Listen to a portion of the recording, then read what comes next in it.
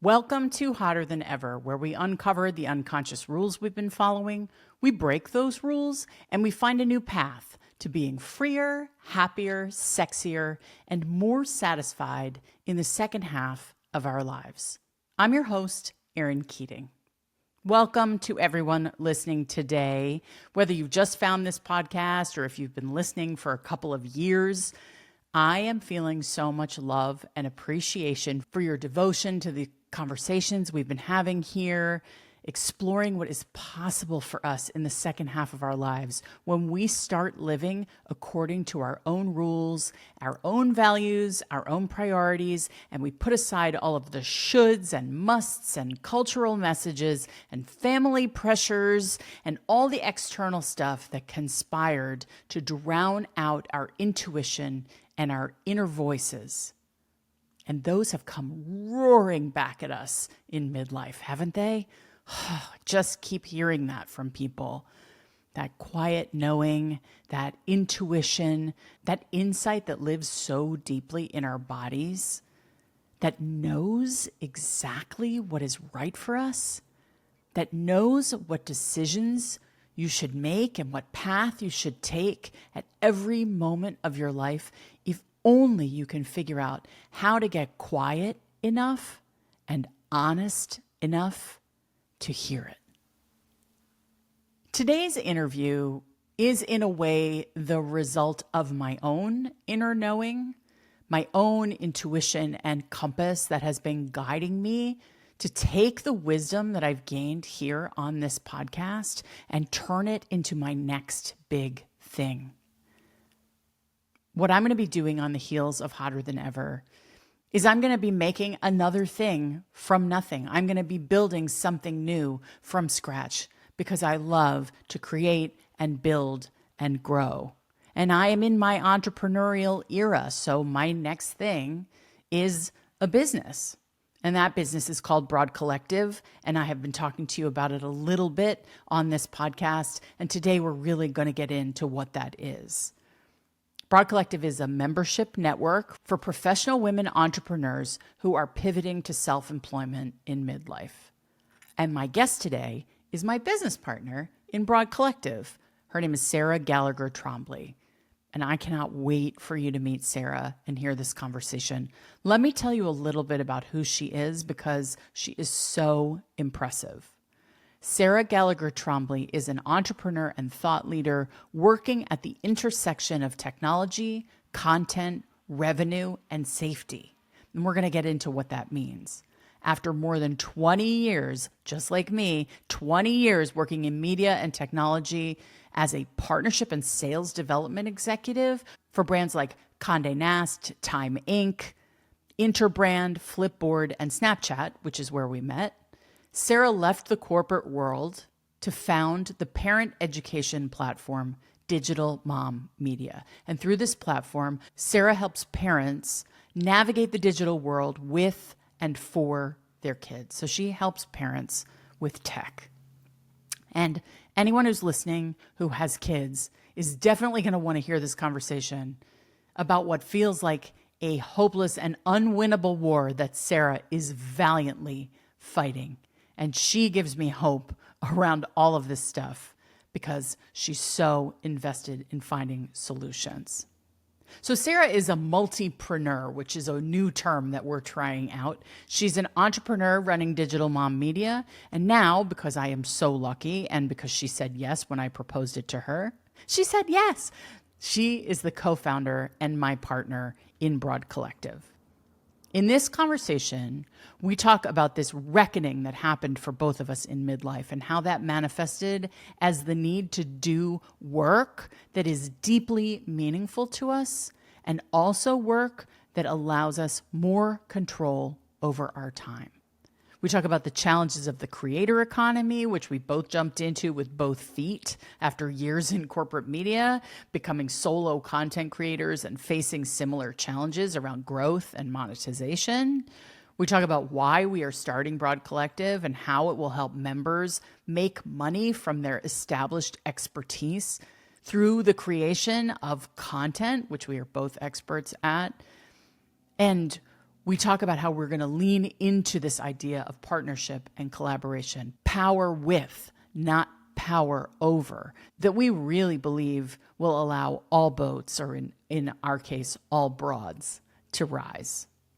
I could wax rhapsodic about Sarah all day long, but I think you're here for this conversation, and I think it's a really good one. I mean, I'm very invested. So I would say that, but I think you're going to enjoy it. All right, let's get hot. Sarah Gallagher Trombley, welcome to Hotter Than Ever. Erin, thank you. I'm so excited to be here. I think the best place for us to start in this conversation is to hear a little bit about what your professional story is and what has led you to found Digital Mom Media. And then we'll get into Broad Collective sort of in the second half of the interview. That sounds great. Yeah. All right, good. So let's take a journey back 20 years or so. So I started my career, I would say, kind of at the beginning of digital ad sales. So my very first job out of college, that wasn't an internship, was at Condé Nast, which is part of Condé Nast. Does that still exist? I don't think it's called that anymore. I think it's all just Condé Nast. Yeah. And I worked on Vogue.com, which was so cool. Ooh, hot. We were Style.com, the online home of Vogue and W. Okay. And, you know, it was a different time. This is around 2000, 2001. If you wanted a career in media, if you wanted a career in publishing, which I did, you started at the bottom as an assistant. Yep. And hope that you'd work your way up. And that's what I did. I had two bosses at this very first role. I worked for the publisher and I worked for the head of business development. And it was old school. I answered phones, I sent faxes, I got coffees, I handed my boss tissues when her boyfriend broke up with her. I got keys made when she got the new boyfriend. Like, I was really in the weeds of her life in a way I don't know that. I think there are different boundaries now. I think there are boundaries now. I think there are some boundaries now. They definitely weren't then. And, you know, it just wasn't, that's what it was. You were paying your dues. Yeah. And then you would see how it would go. And, you know, I worked really hard at that job. Certainly very excited to have those sorts of roles. And then I would work my way up through publishing as the years went on. But, you know, tech in those early days was a little bit of the Wild West. We were explaining the internet to clients. We were convincing these old school publishing houses that digital was a good investment. Yeah. So they should allow us to continue to try to drive revenue through a website, because the magazine business might not be the same in a few years, which no one wanted to believe. Oh my God. And there was a lot of old school mentalities there too. I know, Yeah. it was wild. So, you know, later in my career, and this is, you know, several years after that, I was at Time Inc., which is another publishing house. And it was like those very last whispers of the bar cart in the hallway. So there really were people who would smoke in their offices, who would have the bar cart rolling around at happy hour on the Friday, that would have the golf membership and be absolutely entertaining clients. Wow. In that sort of way. But it was an exciting industry. I really enjoyed working in publishing. I always think about those early parts of my career, and why I loved it, because I was always on the business side of creative as enabling storytelling. Yeah. That's really what lit me up. The idea that there are really important stories in the world, whether it's Fashion Week or whether this is Time Inc. and we are interviewing a sitting president. We are enabling important stories to get out there and feed people's souls, feed people's interests. But those are businesses, and you have to make a business function. You have to bring the dollars in so that you can sort of light up the world with stories. I really love that. You and I sort of existed in parallel timelines, because I was also in New York in the early 2000s, but I had worked at tech companies. I had worked at digital agencies as a writer. I had worked in a technology PR firm. And then at that moment, sort of the turn of the millennium, I was a writer performer, and I decided I wanted to work on the business side of television, because that felt like a way to have a career with a capital C, which it was not happening for me as an artist with a capital A. And so I worked in what was then known as cable television, right? That old chestnut. Right, in New York, but was very adjacent to all the digital companies. All my Yes. friends were working at places like Nerve.com and Razorfish and all of this sort of tech meets content zone. One of my best friends ran digital for Comedy Central, and I remember there being like a sort of internecine war between who would own the digital team Yes. always within the Yes. company. So all this stuff was really heady and everything was kind of getting figured out. But you and I are aligned in that it was all about making great content and telling great stories at the end of the day. Yeah. You know, was always an avid reader, was a history major in college. Like I felt comfortable with stories and I wanted to be around it. I never considered myself someone who would be the creator, which we'll talk about what I do now, which is so Yeah. different. And I've owned that piece of my life, but only as an adult, as a grown up in midlife. But at those times I felt like, well, no. I couldn't be the creative, I couldn't be the storyteller, but I can help make it possible for storytellers to share. But it's always been sort of a love of that story that has driven all of my decisions throughout my career. And I've taken some different twists and turns along the way, which I also think feeds the perspective I have today. I didn't have a super linear career trajectory in some ways, and it used to bother me. But certainly in the last decade, I've realized that those varied experiences were super important to being able to take control of my career now as the adult that I am. Yeah, I think we were raised with like our baby boomer parents who are certainly my dad was on a very linear path as an attorney, right? Same. Yeah, and he sort of worked his way into his career. But I watched my mom pivot and pivot and pivot. And I do think it's something that women do with a kind of fluidity. Um, Maybe we were raised to expect that a career would be linear, but certainly because of the impact of technology on our generation and our working lives, I think we have all gotten really good at being agile. 1,000%. I mean, some of the roles I think is probably that both of us have held didn't exist at points while Right. we were in the working world. The idea that you would do media partnerships for a social media platform was not a thing when I There was started. no social media. No, exactly. It didn't exist. And then that technology and publishing would come together in that way was inconceivable at the time. And even parts of digital publishing, even if I go back to the beginning of my career, I remember building the sales planning team at Condé Nast because we realized we needed someone to crunch the numbers on the pricing for the digital banner. And there's a strategy to it that just didn't exist. So that was a thing that got invented while it was there, which is kind of cool. Because, you see a need. And I always felt grateful, I think, being in digital spaces at that time, because if you were young and ambitious, you could make a pretty big impact. Like I remember not feeling shy going to the head of our department and being like, you actually need a sales planner. You actually need someone to do this. And then they were like, okay, you do it. And I was like, what? Oh, okay, I'll do it. But, you don't often have opportunities in industries or, very traditional companies where you can be entrepreneurial like that within and say, you know what we actually need is this, and actually have the space and opportunity to make it happen. And I'm so grateful for sort of being in digital in a traditional part of publishing afforded us a little bit of a bubble, I think, to be bold, which is cool. Yeah, and also like your youth was a huge advantage because you were not afraid of the tech, you were not Yeah. afraid of change, and you were not like coming from a conventional workplace or work life that Right. had you sort of checking boxes.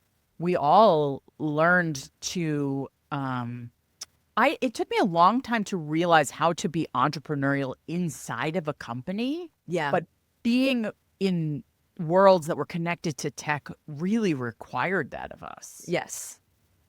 Absolutely. You had to have initiative and you had to be able to think on your feet and also not be afraid to come up with those ideas, whether it was a partnership or just a new process, because all of it was changing so quickly. I found that a lot, particularly when I'd find myself in rooms with folks who had come up through print, which is such a traditional and structured way of doing business and hadn't changed, in decades, really. Right. And the reticence to adapt was really striking to me. I remember when this would happen all the time. You'd have like a print sales team and a digital sales team, and then they would merge them and matrix them and separate them and all of that. And the digital folks were like, okay, if I have to learn print, I will. I mean, I don't see whatever, but I'll learn it. And I remember print folks being very hesitant and not wanting to have to learn the new thing because they hadn't had to learn something new for so long. And that ended up being, I think, a real moment when digital publishing evolved to be, there was a moment where it started to take over print, and it's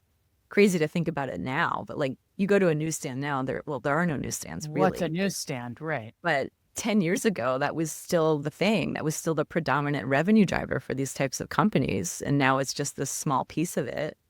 So being part of those conversations as it was transitioning was really fascinating. You realize a lot about the importance of entrepreneurialism within a company. And I think that's largely informed my ability now to pivot, think that way, whether for a company in my most recent roles or for myself currently. Yeah. And yeah, I mean, when I was starting out, I remember it feeling like conventional media, which was in my case was cable television versus the digital side. Mm-hmm. And it was a versus. It was a like, yes. The internet was competing. The internet was a threat. It was a threat instead of additive, supportive, or it was just marketing. Yes. And so anytime the digital team wanted to do some original programming, original content, they would get these like tiny little budgets. Mm-hmm. And they would hustle to make whatever they could make, but they were so much more agile and flexible, and they could iterate and get the data immediately that was real information about how they were doing, how their content was performing. And I think it's only really recently where the digital piece of it for the conventional platforms, which are now, in the second position, right. It has really flipped, and the internet, anything that can be distributed across the internet, which is, streaming basically is now reaggregating to become cable again. Right. It's fascinating to me. And then also print publications are video publications. Right. Everything that used to be the written word is now video. Absolutely. So what we have seen in our lifetimes and what we have navigated professionally has been such an incredible pace of change. And, it's interesting to me that you have found your way so successfully through this world and then come out the other side and been like, yeah, no. Yeah, well, it's interesting. And I think always finding roles that you're excited about is a huge part of it, but you're battling other things through your career. I think particularly as a woman and at the phase where I was having kids, that was a battle too. So hard. And a lot of that changed my optimism, I think, about working for companies over time. I'm definitely the type of person that has to love what I'm doing to keep going. I think most people are like that, although maybe not everyone. But I had some real crises of the heart around the time I had my kids. I didn't exit corporate at that moment. I did switch jobs, but I found that was, I think, for me, the first inkling that me and corporate weren't on the same page, maybe. That, it all works really well, I think, when you're young and hungry and you don't have other significant constraints in your life. And you don't have to set boundaries. I didn't really. I mean, I remember being in my office at Time Inc., 8.5 months pregnant at 9 o'clock at night, being like, I wonder how this is going to work when I have a kid. Totally. And actually not knowing how it was going to work when I had a kid. And you adjust, you figure it out. But it was from that moment on where I started to feel tensions and started to feel like, now that my reality has shifted, it's not so easy to do this the way that I once did. And I'm not being maybe evaluated the same way that I once was, or certain things are being assumed of me that aren't necessarily true. That's so interesting. I mean, I worked until a week before my twins were born Yeah. because what was I Me going to do? too. Sit at home? I felt okay, Totally. and people were like, you should really start your maternity leave now. And I was like, why? That's a waste. Like, I'm going to Yeah. sit around the house and wait for my water to break. Like, Yeah. it just No, didn't seem thanks. conceivable to me. Yeah. And I have heard so many stories of people working in the hospital while they were laboring. Because if you are a woman who achieves to a certain level professionally, you have gotten there through, it's like by hook or by crook, you've gotten there. And for me, I felt like I had someone say to me when I was having my kids, they said, "You're not going to come back, are Oh my you?" God, I had the same thing. Yeah. Yeah, you're not going And to I come was back. like, And I was like, what have are, you met? yeah, what are Like, you, what? yeah, of course I'm coming back because I knew I had worked my way up to a place where there were 20 people in line for my job. Right. Like, And out also, of I like to work. 100%. Yeah. Our identities as Gen X women got so forged in the fire of our professional Yeah. accomplishment. Huge part of my identity. Absolutely. Not my whole identity, but a huge part of it. And I enjoy it. Yes, and it feels good to do Mhm. well and to be a leader and to make money and to do all those things. But those Absolutely. structures really start to fall apart for us when They we really become do. moms. They really do. And I had similar questions, well, you don't have to make your mind up, but like you probably aren't. And I was like, no, I'm pretty sure I'm coming back. And I remember for me with my first, there were a couple of other women pregnant right around the same time, and I was the only one who came back. One other woman came back, and she was there for probably another couple of months. She hung on, and then she's like, I can't do it. It's too much. It's too hard. And it was hard. Everything about it was hard. And I remember being grateful for the 11-week maternity leave that I had. That was a Mhm. generous maternity leave back then. My kids are not that old. But so much, thankfully, has changed for women, even in the last decade or so. But I had 11 weeks. You go back to work, you're not healed. I had 10. Right. I had 10 and I had twins Yeah, and I which, was not healed.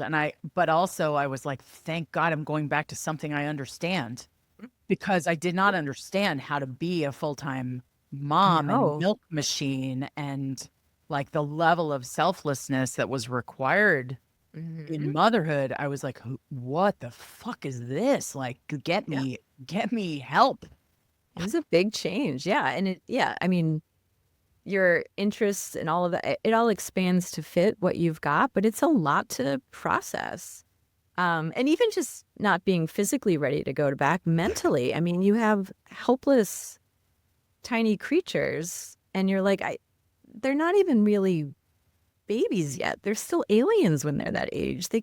They're so helpless, and they're not, they don't smile yet. None of those things. It's a very odd moment to be leaving if you think about it. Yeah, it's crazy. And like, I agree, things have really changed like a lot in the last decade around maternity leave. But also, I think they've only changed in a certain tier of company.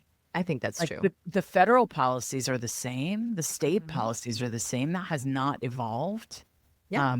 because no one's making any laws. But, when we were at Snapchat, the maternity leave was 6 months paid. I know. It sounded Fuck luxurious. you.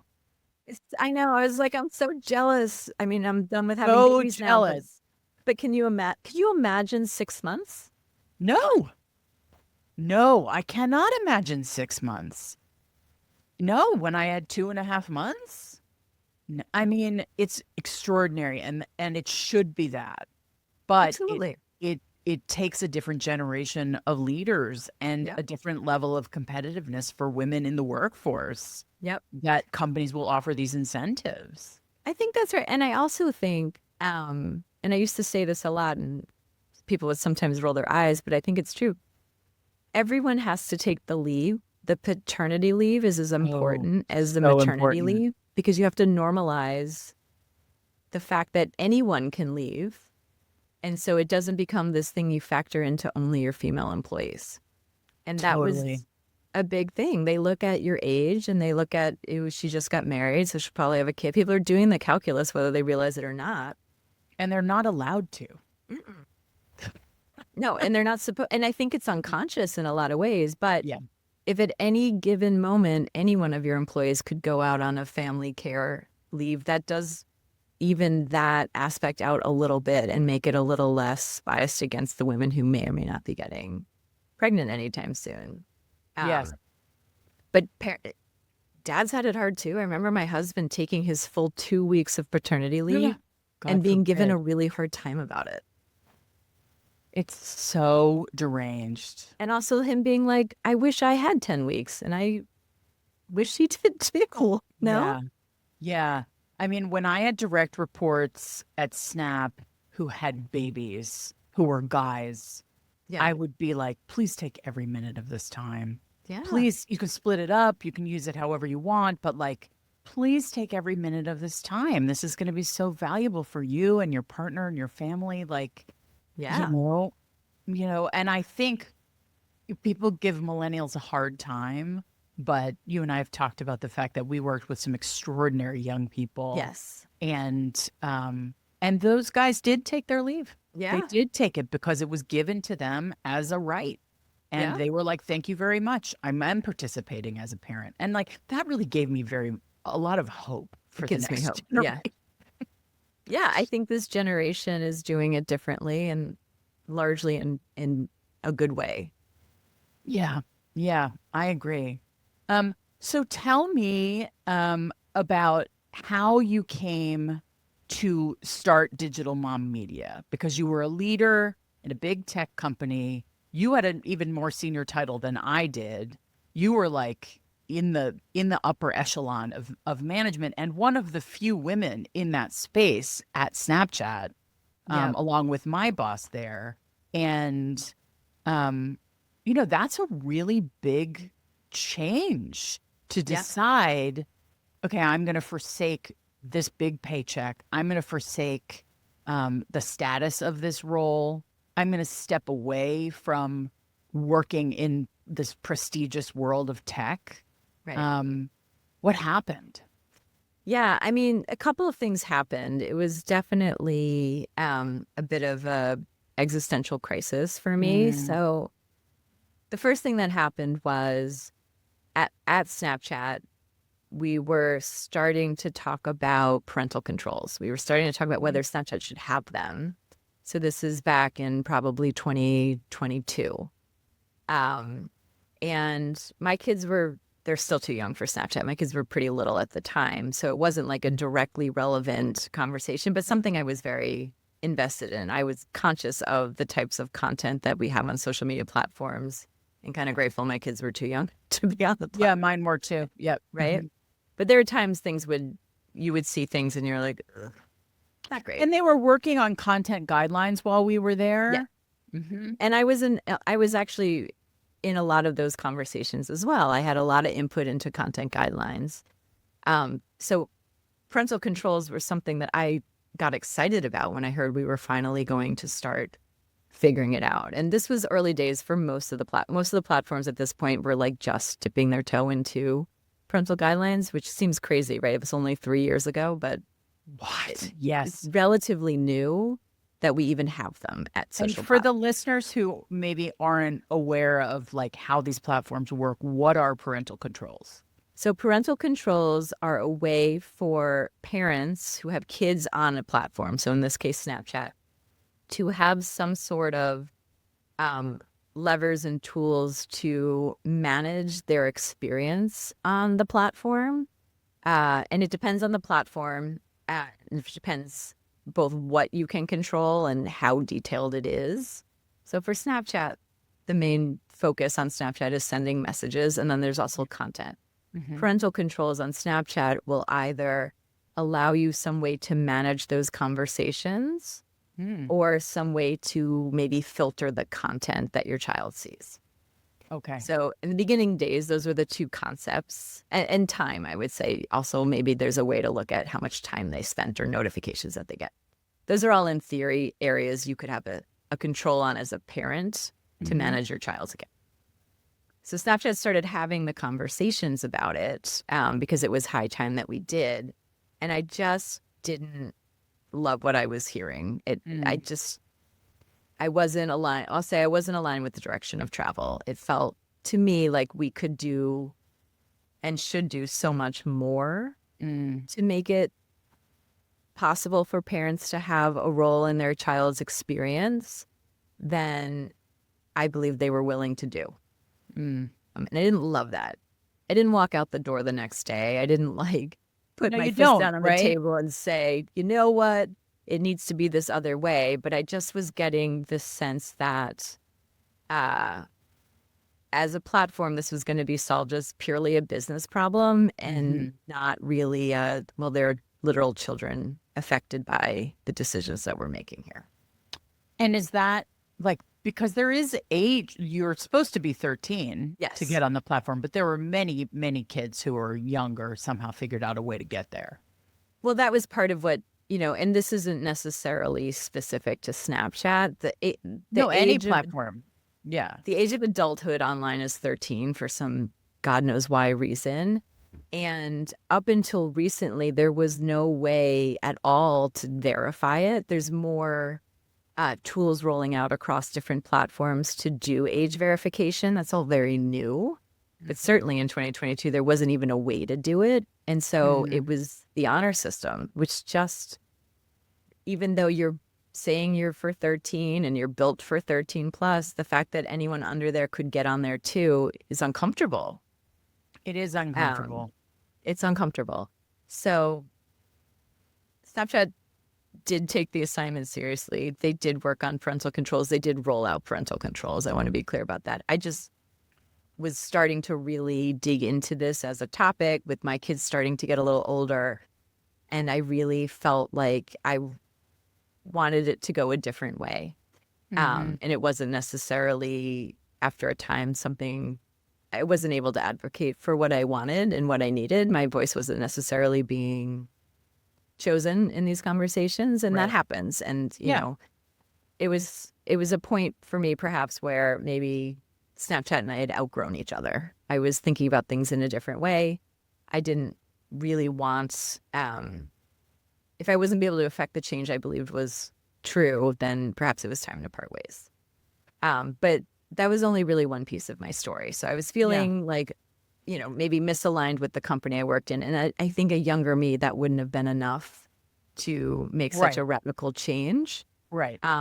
There were some external influences as well and some internal. So on top of that, all of this parental safety conversation was becoming national at this moment. The Surgeon General at the time was Vivek Murthy. It was the first time he was saying out loud the things that we talk about now so much more often, that there are real mental health impacts on young people, especially when they use too much technology, and that social media was an area of concern. So that was now a national conversation. I was struggling with technology with my kids at home. I remember looking up one day and my kids had melted into the couch watching YouTube, and I didn't know what they were watching. I realized they'd been sitting there for a really long time, and I had to fix it, right? But I was also at a point with my career where if I was going to leave Snapchat, I didn't want to just go do more of the same. Right. I wasn't looking like, okay, so I don't want to work at this tech company, but I'm going to go to TikTok now. Yeah, exactly. I didn't want to do the same thing at another platform. I didn't really want to be in this space anymore. I just felt like my conviction was growing in a different direction. And I felt so strongly about the safety concerns online that I couldn't ignore the voice, that I had to do something. It felt so urgent. Every conversation I had with other parents was like, I can't figure out X or Y, or my child is sneaking this, or, we're fighting over technology. And I just felt like this conversation was everywhere around me. As a technologist, I had some perspective. I understand very well how platforms think about these problems, literally figuring it out at home. And I wanted to be a voice that helped in the world. I wanted to put information out there that could help other parents. I wanted to reassure parents that felt overwhelmed. And it really just sort of struck me between all of those factors that this was the moment to do it. I was at the top of my game as an executive. I had so much relevant information. I'm literally solving the same problem at home for my own family. If I'm ever going to strike out and do this in a different way, this was the moment to do it. I love hearing that. And I love the sort of rise of your conscience and wanting to do something meaningful and knowing that you were the person to do it, that you were the person who had the experience, the inside knowledge, the perspective, the long runway of a career in this space. Yeah.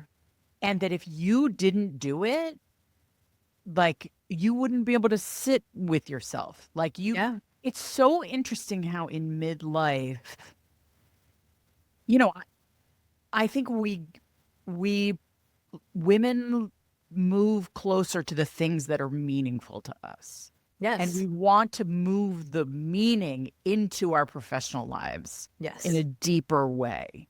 And we want to take control, especially if you're a mom and you're trying to juggle parenting and making a living and having a professional identity. Like, I think so many of us really struggle to reconcile all that stuff with the sort of expectations of employment in corporate America. And how like you did have a voice there and you did say what you needed to say and you weren't the boss. So your word was not going to be enacted. Right. And so what do you do with that when your conscience tells you, one thing and then your checking account tells you another thing? And it's like, it's a tricky, tricky place to be. And it's a very bold and empowered move to say, actually, like, I am going to make this change and I am the person to lead this conversation. I think that's right. And I think I did, and I do still believe that. I had this singular perspective that certainly wasn't out there at the time. And I felt like if I didn't do this, it wouldn't happen. I needed to do this. This voice, this perspective that I have, this inside knowledge that I have is so necessary. And it needs to get out, and it needs to get out there now. And parents need help. So I got to do it. Yeah. And it's exhilarating and terrifying.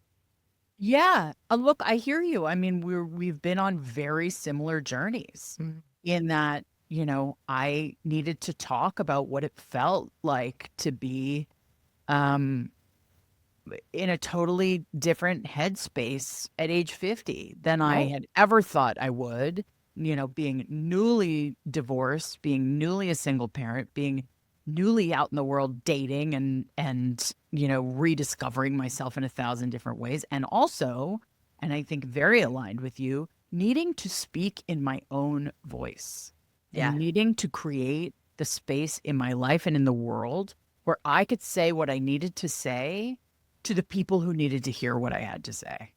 So well put. And it strikes such a chord. I think, and particularly for me, I always was like a good girl at work. Me too. Like I did the assignment. I did what was expected. I read rooms correctly. I didn't speak out of turn. I was not a controversial person. Part of that I think was surviving the .com boom, and there were moments you were just grateful to have a job, just hanging on, and not wanting to rock boats. But it all kind of came to a head at the end of my time at Snapchat, where I found myself not able to be quiet on this topic. I felt so strongly. It was a huge deal for me to speak up when I did in those meetings, because that wasn't really my normal MO. Yeah. And then to realize it wasn't going to go anywhere was a bummer. But, I was at a point in my life where I was like, okay, then I think in a lot of ways, it makes it clear what I have to do next. I think, a different reaction, even a more like favorable reaction where nothing actually ends up happening, would have been worse, because then I would have stayed and I would have kept trying. And the truth is, I don't think the outcome ever would have been different. I think, look, tech platforms are not going to overinvest in parental controls. It hurts their bottom lines. Of course, they're going to treat it like a business problem. Like, I understand that. But I just realized I didn't want to be a part of that. That's not for me. Right. And it's a whole other conversation about morality and capitalism and all of that stuff we could have on another podcast. But Totally. it feels to me like what I have seen across, all of the conversations that I have had with women on this podcast who are incredibly accomplished, who have like deep, deep expertise at whatever it is they have expertise at. Like something changes in midlife. Yeah. Where you kind of go, yeah, okay, I see what the rules of engagement are in this particular way of working, this particular way of living, this particular way of being. And I need to do something different than that. Like, Yeah. I actually need to listen to not the good girl narrative, but what do I actually want? What is actually meaningful to me? And I think the meaning, the wanting work and meaning to be inextricably connected, like that is a theme that I have heard again and again with women in midlife. Yeah, I do. I think you're right. I think there's a reckoning for a lot of us. That's a great way to put it. You've done the corporate experiment for probably close to 2 decades or 2 decades. And, in my case, it was the understanding that it wasn't really built for me post children. I think for other people, the reckoning comes for different reasons. And not wanting to play in that structure anymore, realizing that structure ultimately wasn't for me. And just feeling so strongly in this mission that I wanted to be on. Yeah. Sort of drowned out the doubt of like, well, what am I doing? I really should just go work for another job like this. And I'd never, I'd had other ideas for businesses at different points in my career. I never had the moment or the compulsion to do it. I thought about it. I love the idea of entrepreneurialism. I wrote all sorts of business plans in business school just as like for fun, like a nerd. But I never did anything with them. Love that about you, Sarah. Who does that? But didn't do it, right? And then I was like, no, I'm doing this one, actually. And I never looked back. I never doubted that what I put out into the world was needed. I never doubted that I was going to figure this out. Still figuring it out. It's hard to be an entrepreneur. It's hard to be an entrepreneur in this environment, at this moment. On the other side, not being the social media executive, but actually having to use the tools has been very humbling. I hear that 100% of not being the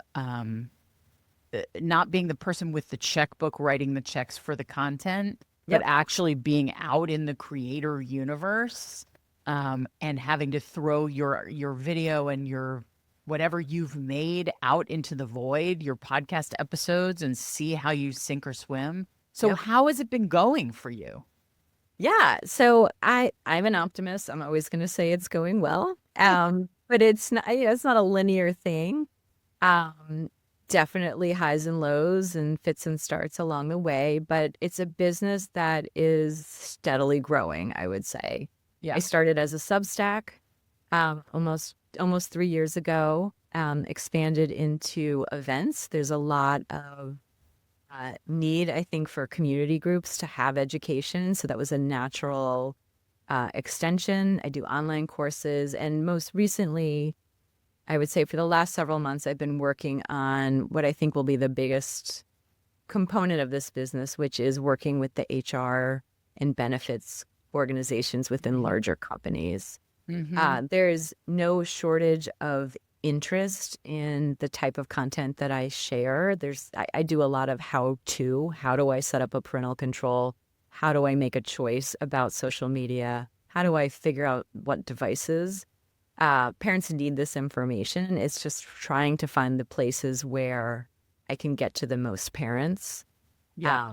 Has been really the biggest business problem I've been needing to solve. But along the way, it's been a lot of learning. So had to put myself on social media platforms and learn how to use all of those tools for myself instead Yep. of directing teams that were directing creators to use them. So that was Yep. different. Um, needing to figure out marketing funnels and figuring out, okay, I'm talking a lot, but is there an actual product here?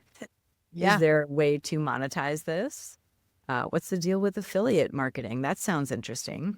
Yeah. So all of those sorts of micro decisions. And then it's sort of the level up from that is how do you manage all of those micro decisions so that you don't spend your whole day, like a squirrel running after all these little different things you should be doing or think you should be doing or someone else told you should do, and remembering what you're here for. Like, what is the Right. How do core? you stay out of operations land? Because you Yeah. could live in operations and logistics Yeah. all the time. And sometimes I love that stuff. Sometimes I'm like, oh, I'm figuring out that how to I'm do this. learning. I'm learning a new tool. Oh, look at my Mhm. output. Like I'm like a junkie for the new. So like I like to make a thing from nothing. I like to learn a thing. I like to grow a thing. Like, Yes. but you really can easily lose sight of like, wait a minute, I'm doing this in order to Right. spread the gospel of this thing I really believe that is meaningful to me and meaningful to other people. And how do I keep my eyes on that focus? Because that is really the meat of what you're offering. That's right. Because you can lose days trying to figure out some operational Oh my piece of God. something Mm-hmm. or, and forget what you were supposed to be creating that day. And I think Right. it's really important to have the balance. I think I'm in a phase right now where I'm looking for more tools for efficiency because I figured out a bunch of systems for things, which is great, but some of them are not very efficient. And Yeah. so I do get lost in those details sometimes. And then I can look back on a week and be like, that was not time well spent because I wasn't actually working on growing this business in a meaningful way. I wasn't actually creating the content that is the core of everything that I do.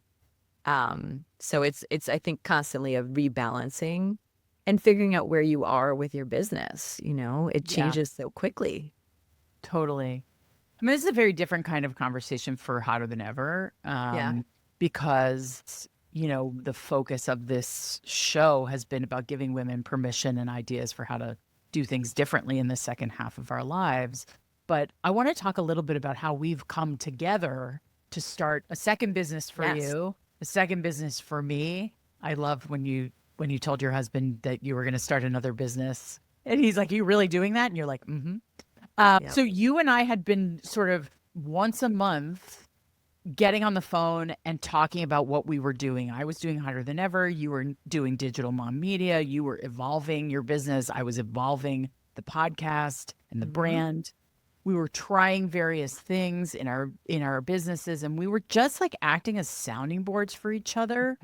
We had not worked closely together at Snapchat, but we sort of always saw each other across a crowded room and would be like, "You, I see you. I Yeah. see you. I think you're okay. Yeah. Yeah, I think you're cool." And oh my God, are you drowning? I'm drowning. Um, Yes. Yep. Precisely. Especially because you were always in from New York and like frantically running from one thing to the Yeah. next. I think it was a Um, pretty frantic vibe there. Yeah. yeah, it was crazy. It was crazy times. Heady and exciting, but also bananas. And I think, we both like 2 years into our businesses, we're really struggling with similar things. Yeah. For me, I have last year, I spent so much time trying to build partnerships, trying to figure out routes for monetization of the podcast, how to turn it into some kind of more produced video content, maybe events. I did this dating in midlife show called Swipe Club with my friend Amber J, and that she is now still doing. Like I was writing, I started a book twice. Like I I was trying everything Hmm. because I wasn't cracking the code on growth. I Right. wasn't cracking the code on virality on social media. I was not cracking the code on exponential growth. The podcast has grown bit by bit by bit, incrementally, but not to the place where I can make a living at it. And you were having similar challenges. Yep. Yeah, I think that's right. I think for me, I started off always with monetization in mind. Yeah, that's where Um, for yeah, but arguably tried to stand up too many different experiments at once. So started a Substack, immediately put on a paid layer to my subscription without having what that is many. that Substack, by the way? What is it? What is the Substack for the Oh, so my listeners? Substack is called Thoughts from a Digital Mom. Subscribe if you're interested. It's really the core of what I do. I always come back to this as like my home base. And what I love about it is it's an opportunity. I publish every 2 weeks to catch parents up on the tech headlines because there's so many of them floating around. But So these are the much, ones yeah. you actually need to focus on and then deep dive into a topic. So at any given point, there might be a crisis on YouTube, or Instagram just updated their parental controls and like, what does that mean? Or for me 2 weeks ago, trying to figure out like an appropriate music streaming option for my kids, which I know is an issue a lot of parents have, especially if you've got middle schoolers like me. Like Spotify is a little bit dangerous, and Spotify Kids is for babies. So what goes in the middle? Um, so that was the start of things, but immediately I was like, all right, how do I make this money? So I started a paid layer. I charged for events. I made my online courses. I figured out all these affiliate deals, but I did a lot of those pieces before I had scale, before I Mm, had a particularly large audience, hoping that I could sort of catch a wave. Once the audience grew, all these sort of pieces would be in place and they would just start to generate revenue. But I focused so much on the monetization, I wasn't doing the work I needed to do to actually grow the baseline audience. mm, So I found myself 2 years in with like a lot of possibilities mm. Yeah, and nobody to really put them in front of. I shouldn't say nobody, but a very, very loyal, but very small audience that was yeah, really seeing them and not growing. And I realized that there is a whole playbook for content marketing that I hadn't allowed myself to really yeah. explore. I kept thinking, well, they'll find me, It'll be Yes. fine. It'll be fine. My people will find me. And the truth is, it is so crowded in all of the places where we show up. And so if you aren't really clear and organized and strategic about how and where you show up, you can lose opportunity all the time. Yeah. And that was a hard lesson. I'm still kind of working myself out of that. And realizing just even if you make, for me, I didn't want to start making reels because I didn't want to be on camera. Mm-hmm. And I finally got over that hump, but I wasn't really doing them in a strategic way until recently. So I Yeah. wasn't even taking advantage of the insight that I had had. I'd sort of gotten halfway there. So it's a lot of learning to really sort of figure it out. But yes, I think for both of us 2 years in, you could see pathways, but they Yeah. weren't as well lit, and you weren't like on the superhighway yet. And, a little of it was like, what do you mean I'm not growing this fast? You should be able to figure this out. Yeah, totally. Because we know what we're doing Yeah. is high quality and we have 20 years of experience in the media business. If we can't be successful at this, who is? That's exactly right. If you and I are having this problem and we're quote unquote insiders to this game in a lot of ways, Yeah. including working at Snapchat on content, then who has a chance? Right. Really? Right. And that felt Right. existential. That felt, urgent, not only for our own businesses, but I think for you and I who are naturally interested in connecting with other folks and enjoy the networking piece of it. It was a conversation that I was bumping into everywhere I Everywhere. talked to people trying to figure out their own thing. We were not Everywhere. alone. Yeah. And, for me, I always like to talk about like the origin of the idea of Broad Collective. Yeah. I was really struggling for about 6 months of like, what am I doing? Like, Yeah. I had this grand vision for the brand of Hotter Than Ever and all the things that it could be as a media creation entity, as something that made media as its product. But all the signs were leading me towards, oh, you should be a coach. Oh, you should run workshops. Oh, this is how you can make money. Media as a business, media as a product. And now with AI, I mean, that is a pretty low dollar value proposition. Yeah. And because the marketplace is so flooded, I was really coming to the realization that I was hearing a lot of I don't wanna in my head. I really want to make a podcast. I really want to have these conversations with extraordinary women. I really want to empower women in midlife. But I didn't want to do all the things you're talking about with affiliate marketing and sales funnels and all this stuff. I'm a creative. I'm a development executive. I want to make content. Like at the end of the day, I want to tell stories like you were saying. And I had kind of a dark night of the soul, and I was standing out on my deck at like 10 o'clock at night, just really feeling like, fuck, what am I doing? Like, is this even is this a waste of my time? Is this what I should be spending my energy on? And I really had this thought, like, Sarah and I have been doing the same thing on a parallel path. We're having the same struggles. And all the women that I have interviewed on Hotter Than Ever are experts at a thing, and they are figuring out how to monetize whatever it is that they're selling through the creation of content, through being a guest on podcasts, through having their own podcast, through doing TED Talks and writing books and, et cetera, et cetera, et cetera. And I think I have genuine pain that could be solved if I could be in a community with other women and we would all figure out these problems together. And I had run a networking group in New York in my late 20s when I was an actor and a writer, and I was putting shows on in basements, in basement theaters on the Lower East Side for many years. And all my friends were trying to make films, trying to sell TV shows, trying to, start a jewelry line. And we thought of ourselves as artist entrepreneurs. That was like a phrase that I had come up with.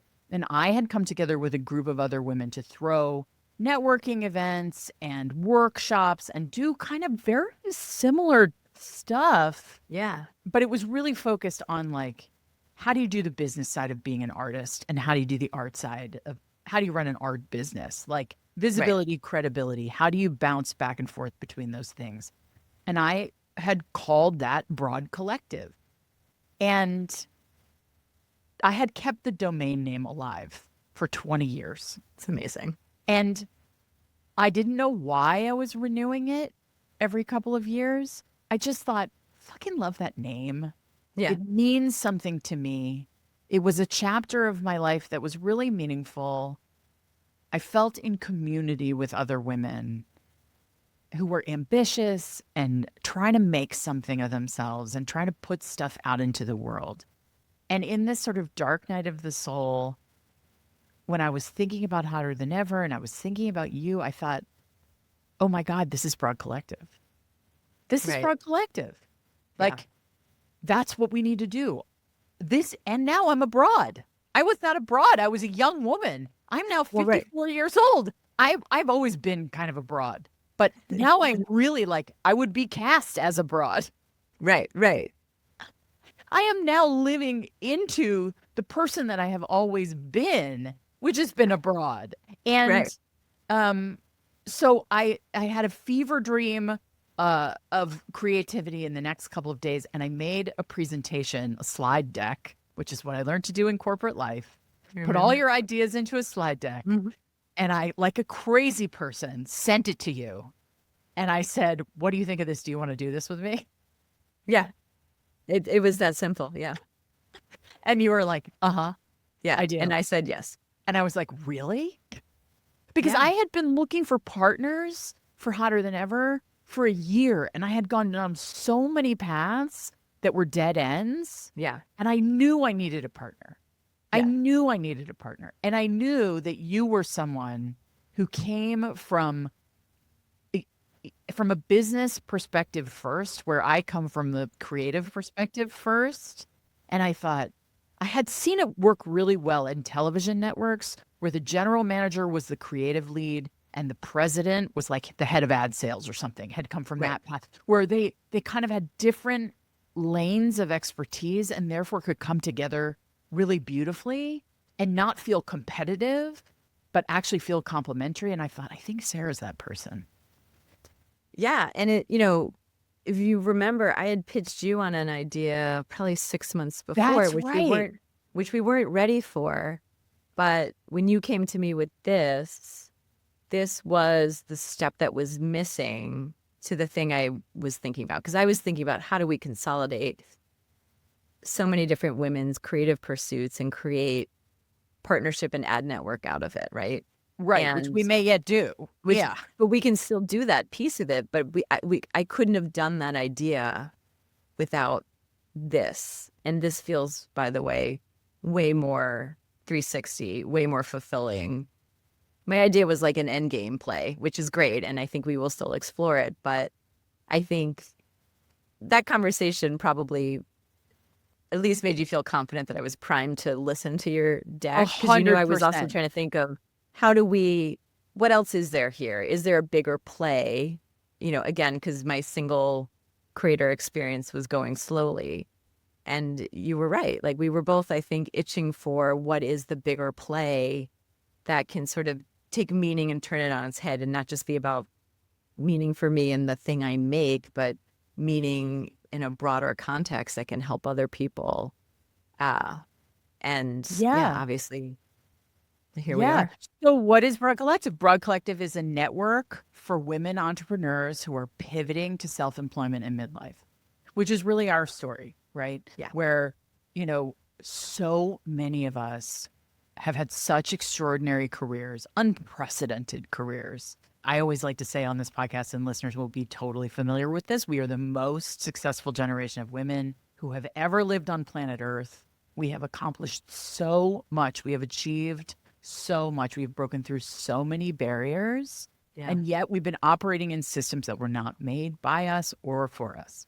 And so the thought behind Broad Collective is like, it's a membership organization. You apply to be a member, you join, and, it's really for people who are taking their expertise that they have won over putting in the step-by-step, brick-by-brick work across decades, and then are saying, you know what, I would like to be the expert. I would like to monetize my expertise. And in order to do that, I need a lot of things. I need support.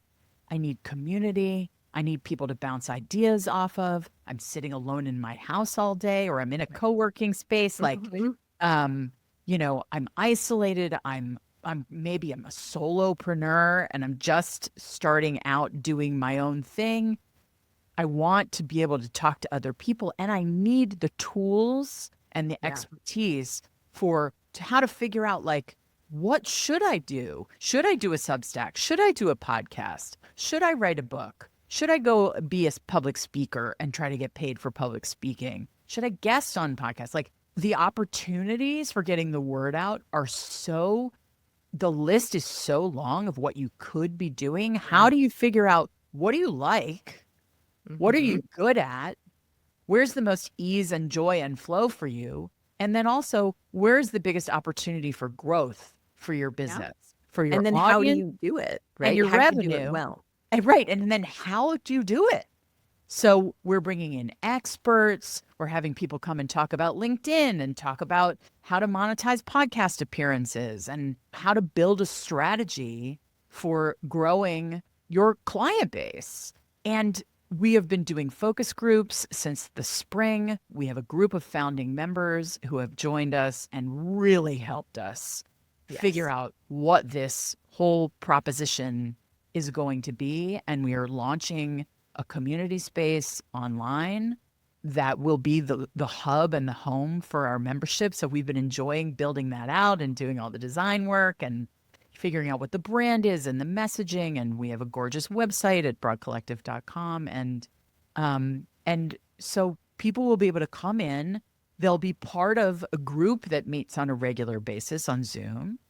And then they will have this place where they can post their questions, their challenges, their wins, their the vendors that they've loved, the designers they've worked with, the people who have helped them, and they will be able to contribute to other people's businesses, careers, growth. And we can celebrate each other. We can encourage each other. We can collaborate and become partners with each other. We can amplify each other's reach. I could not be more lit up about the experience of making Hotter Than Ever, leading me to this business that is going to be in service of our generation of extraordinary women who are taking their professional lives into their own hands, because we are going to be working into our 70s. And I can't see working at a place like Snapchat or a television production company at that phase in my life. I really want to take control over my time and the way I work and who I work with and the kinds of things I work on. But I want to figure out how that makes me a good living and provides for my family at the same time. So well said. But yeah, it's our moment to shape how we want to show up in our working lives. And I really believe this platform that we're building together gives the tools you need, the connection you need to do that. I feel fortunate that I am on the building side of this extraordinary thing, and then also getting to kick the tires on it as digital mom media. Going back and forth has been so fascinating. So I feel like I get double benefit here, because every time we figure something out or somebody has an insight, I can go back and apply it to my other business and also bring what I'm figuring out in that business into Broad Collective to help share it with other folks. It's been wonderful as both a participant and as the builder, co-builder. Yeah, for sure. I have loved watching that happen. And for me, I think Hotter Than Ever, I love the brand. I have loved making the podcast. There will be a Broad Collective podcast. I will not stop podcasting. I love it. It's such joy for me. So good at it. Thank you. Thank you. And thank you to all of the listeners who have come along on this ride. But I think there are a lot of women in the midlife space now who are having the kinds of conversations that I have been having for the last 130 odd episodes, who I was kind of out there, I felt like, on my own for a while. And I feel like I tend to be ahead of things, and I feel like the culture catches up with me. And not to say that I'm replaceable, but I do think there are a lot of people whose voices are out there speaking to midlife women who are reinventing themselves, their lives, their careers, their libidos, their relationships, their all of the things that we've been talking about on this podcast. For me, the next step in my professional journey is really to build a business that, in a nuts and bolts way, supports other women. Like, I'm going to put my money where my mouth is, literally, and work with you, Sarah, to create something that is going to have great meaning, and not just meaning, but practical value for our peers who are deeply, deeply invested in living meaningful lives of their own design. And the women that we've already gotten to work with have been so inspiring. The different businesses that many of these women have launched out of conviction, out of deep experience, and just a real desire to put good and necessary work out into the universe is so exciting and invigorating. The conversations that we've been able to have, I have left so many of them just in awe of these women, their creativity, their intellect, their drive, all of these things. And sometimes that's what you need. Sometimes you come to conversations because you need a little bit of, I need to see it to remember what my value is. And then other times it's just a problem with Instagram. Yeah, right. But like, how do I capture those email addresses? Yeah. But whatever it is, I've been so delighted and enamored of this group that is so willing to share, so coming to this with their best game, with their wins, their challenges, this is how I figured this out. And also my willingness to cheer you on too. I have felt that so many times, and that also, sometimes you just need another woman across from you on the Zoom being like, what you're doing is amazing, because it is. And I think as solopreneurs, you forget sometimes, or you get discouraged, but coming back to that and being able to see yourself through the lens of other folks that are cheering for you, it's really wonderful. Ugh, I love it. I mean, we get off of our group calls and call each other right away and go, Totally. "Oh my God, that was so amazing. And what she said, and what she said, and that was so That's cool. right. And she's doing such a cool thing. And oh my God, did you see how, these two were connecting?" And like, we're like proud parents. It's so, Totally. so awesome. And, I mean, I remember being in corporate life and texting with my female colleagues during Zooms Totally. where we had to back channel to support each other. And in Broad Collective, that's what we're there for. That's the whole point. Yeah. And I think I've said a lot on this podcast that I'm really pro power for women. I really believe in our power. And I think we're like scared to say that we want power. Like women are Right. like secretly you want to win. Secretly you want to be the boss. Secretly you want to be in control of your destiny or the destiny of the organization that you're a part of. Right. You want it to align to your values. And we don't have to do that in secret No. in this space. We can do power with. We can support each other rather than feeling like we're competing with each other, even if we're operating in the same vertical. And as listeners might imagine, there are sexperts in Broad Collective. There are therapists in Broad Collective. There are people whose business is divorce and mediation. There are people who do all the kinds of things that the guests that I've had on this podcast, the expertise that they bring, like those are people who are joining this group. And, I don't want to be too grandiose about it, but it could be a movement. We're going to go out on a limb and say who are joining this movement. I think you can. I'm with you on it. I'm coming with you. But I think it's true. And I think that's one of the maybe secrets of being an entrepreneur and a female at our age, is that there's no need to be competitive with your quote unquote competitors. We all are doing this with success because of our unique perspective. So even if we're playing in the same sandbox, all boats rise. Partnering with someone who works in similar types of content or point of view is still going to have a slightly different take on it. And together you are more powerful. And it doesn't detract. There's room for both of you. And we've seen that play out amongst our group, over and over again. And it's so powerful when you have that connection that, we could just work together, actually. It doesn't have to be me versus you. It's me and you.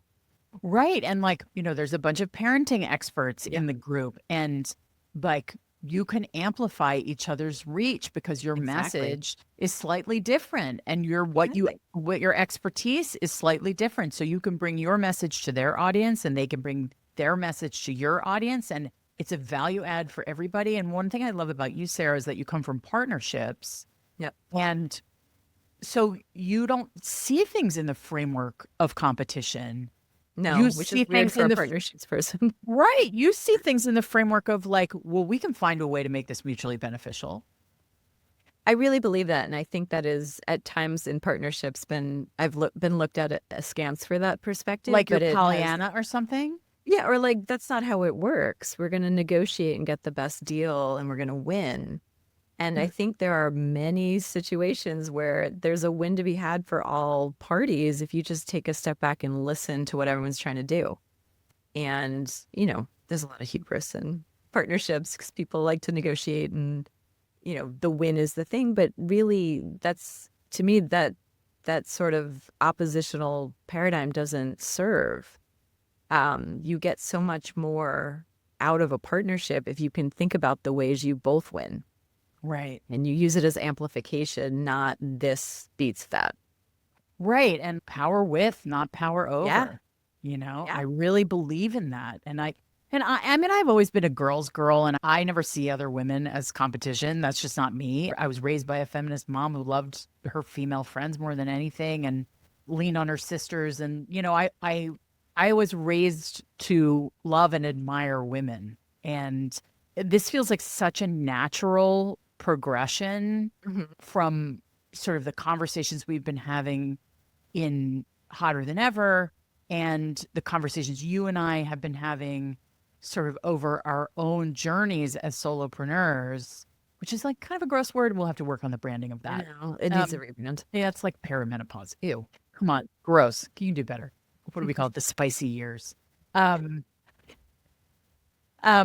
just feels like an idea whose time has come, right? Where Yeah. there are lots of networking groups for women. There are lots of spaces for entrepreneurs. There are groups that focused on helping women raise venture capital. There are places for corporate executives to bond with other women corporate executives. There are places for learning general entrepreneurship.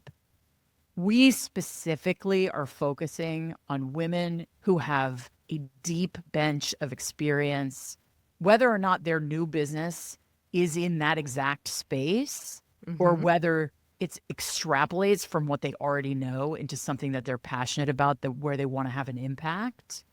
Broad Collective is really specifically for women in midlife who are making a change, who are changing and transitioning to a new way of working because the old systems are not built for us.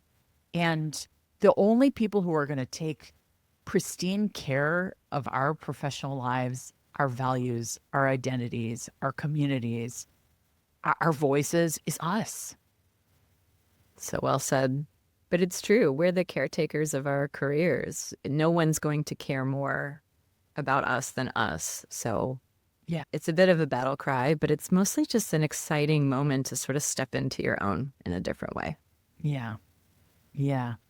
All right, hotter than ever listeners, thank you for hearing our pitch. And I want to ask Sarah, what do you want our listeners to take away from this conversation about what is possible in their own lives around two things? Let's start with parenting and technology, and then let's talk about women and our dreams of entrepreneurship. Yeah. I think for parents, what I want parents to think about if they're listening to this, if that's part of your experience, that technology is a lot, but you can manage this. There is a way through it. We know so much more about these platforms, about these technologies, these systems, these devices than we did before. So the time is now to make a change if you need to. The information is there to help you. I'd love to be the one to help you. But truly, I think understanding that you can figure this out is the most important thing. So many parents I talk to just feel overwhelmed and don't know where to turn, but there really is help. Digital technology is something you can learn. This is something that you can do in a healthy way to have, great experiences with your kids. I think that's a really hopeful message in a time when a lot of us just wish our kids would get off TikTok. Yeah. I mean, you can still have that feelings. And you may very well be true, but there is a way through this. Yeah. There really is. Yeah. And then on the Broad Collective side, what I want women to know is that there is a space for you here with us to explore this thing that you are passionate about, that you've been thinking about, or maybe you're already working on. And we would love to invite you into this community where we are working on our problems, our challenges, and celebrating our wins together in also, by the way, a way that works for us. So this is an incredible group of women who have so much knowledge and experience that want to share it with you and also ask your advice on things. And it is a wonderful way to get to know other women at a similar moment in their lives and have a conversation. It doesn't have to be isolating. You should take that chance if you're thinking about it. And if you do, we totally want to talk to you about it. Yeah. Thank you, Sarah. I'm so excited for the future of all of your businesses. And I thank your husband for being on board with this wild entrepreneurship ride.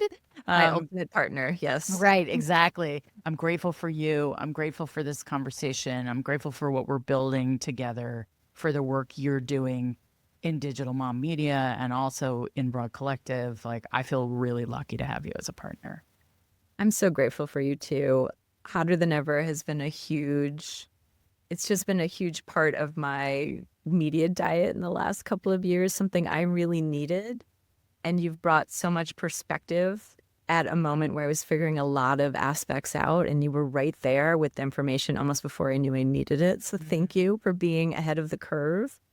I am so excited to be doing Power with you and doing Broad Collective with you.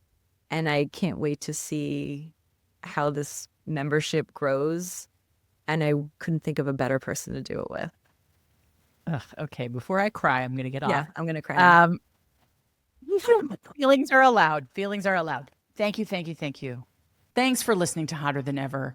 I hope you enjoyed this conversation about technology and parenting and collaboration and midlife entrepreneurship and empowerment. I am so thrilled that I got to introduce you to Sarah and spill all the tea about what we are building with Broad Collective and what we will be launching this coming January.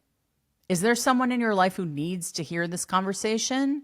Someone who's been threatening to start their own business, but maybe just needs that extra push, or someone who has started and could really benefit from being part of a community with other women who are solving the same problems they are? Please, please, please share this episode with them right now. They will be so grateful that you did, and you will look so freaking smart. Hotter Than Ever is produced by Erica Gerard and Podkit Productions. Our associate producer is Melody Carey. Music is by Chris Keating, with vocals by Isa Fernandez. How's your holiday planning going, by the way? Don't get too overwhelmed. Do less. Focus more on the people than the gifts. It is not worth the stress. This is supposed to be relaxing.